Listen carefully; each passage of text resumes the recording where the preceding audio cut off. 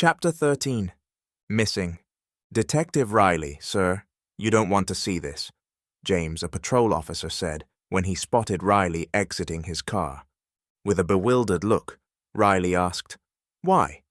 I've seen plenty of horrific crime scenes before." "It's Katie, sir. Well, you just don't want this image in your head." "Oh God, they didn't tell me this was an officer-involved shooting. Is she okay? What is it? Was she hit?" Riley pushed past the officer to get answers for himself. As he neared, he could see all the other officers working on the scene stop and look at him. That alone told him how bad it was, and that Katie was no longer with the living, that he thought he could accept. But as he rounded the rear of her car, the sight of a pair of hands gripping her service pistol almost caused him to lose his breakfast. Swallowing to keep his stomach in check, Riley walked over to where something else was covered at the base of a tree with pink blossoms. Looking at an officer standing nearby, Riley nodded slightly to gesture that he was ready to see. "Sir, you people need to stop trying to tell me what I shouldn't do and do your damn jobs. Now, let me see." As Riley watched the uncovering, he had not been prepared to see Katie's head staring up at him, and let out an audible gasp. "Where is it?" Riley asked the officer, holding up the sheet, referring to Katie's missing body. Almost unwilling to allow the words to exit his lips, the officer said, "We don't know, sir." Noticing that the forensics team had arrived, Riley fought to regain his professional demeanor and treat this like any other crime scene. Clearing his throat, he started giving orders. "Okay, let's remove the sheet so forensics can do their job. Detective Riley, our team will let you know what we find.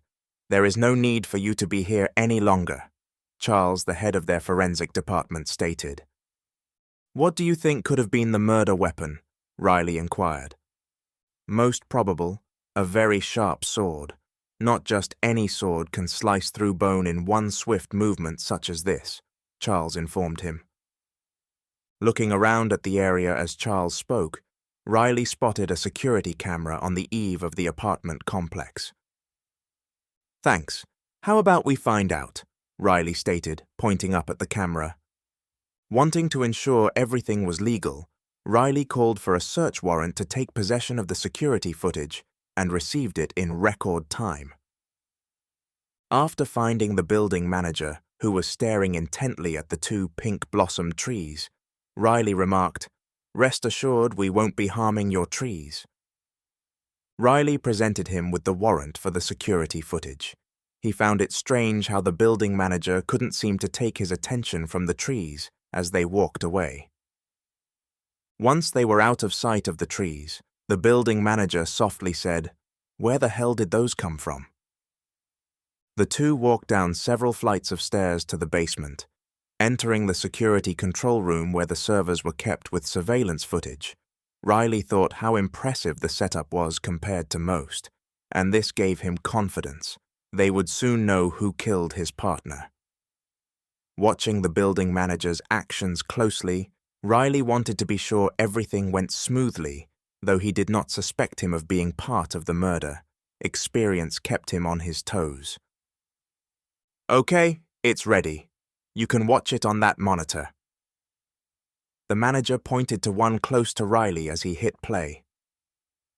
Several minutes passed with nothing out of the ordinary on the screen, just as Riley was about to say fast forward when he saw Katie's car come into view. Scrutinizing every second that passed for any clues, Riley watched as his partner pulled up. "Look, there's someone in the passenger seat. I'll get fingerprints pulled from Katie's car for identification," Officer James said, pointing at the screen. "Wait, what? No way, that's Willard, our hit-and-run suspect from yesterday. What are they doing here together?" Riley speculated after watching Willard exit her vehicle. "You think he might be the killer?" James asked, only to quickly change his mind seeing the two start making out on the driver's side of the car. "Well, there goes that theory," But where is he now? There! Riley pointed at a truck on the screen that pulled up near the rear of Katie's car. With total disbelief, all three men's mouths opened, but no words came out. "Is that a samurai?" Riley asked. He watched in disbelief as Katie fired at the samurai, and shortly after had her hands sliced clean from her body. The room remained quiet as they witnessed the samurai move swiftly from Katie to Willard, killing them both. Then, just as the samurai turned, the screen turned to static. "What did you do?" Riley asked the building manager, who was working the controls. "Nothing. It's still playing. There just isn't anything there. Something had to happen to the camera," the office manager replied with a shaky voice. Skeptical of what happened, Riley began to think about where the bodies fell. "Wait, rewind to just before they were killed." Doing as he was ordered, the office manager rewound the video but diverted his eyes when pressing play.